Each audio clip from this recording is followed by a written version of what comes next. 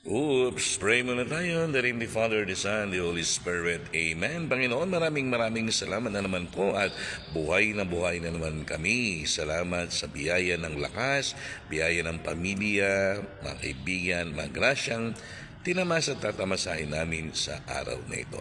Panginoon, gabayan mo kami sa buong araw ng Sabado. Pang sa gayon, magampanan namin ang iyong kagustuhan sa lahat ng pagkakataon. Iniling namin, Panginoon, na ilayo mo kami lahat sa mga karamdaman. Ilayo mo kami sa lahat ng kapamakan upang patuloy ka namin mabigyan ng papuri. Iniling din namin, Panginoon, na hipuin mo, panggalingin mo na ang mga kapatid namin mga sakit, lalong-lalo mga membro ng pamilya namin upang makabalik na sa paglilingkod sa iyo. Kahit na ulit-ulit na sinasambit, Panginoon, alam naming paghagalingin mo sila.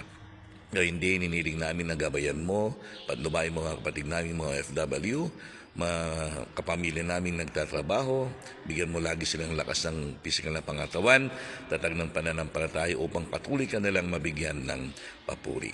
Panginoon, sa araw na ito, bigyan mo kami ng kaliwanagan sa aming mga isipan upang lahat ng aming gagawin, mga iisipin, mga ibabahagi, ay naayon sa iyong kalooban. Bigyan mo kami ng isang pusong laging marunong magmahal, magpakumbaba at magpatawad sa mga nagkakasala sa amin. Amen.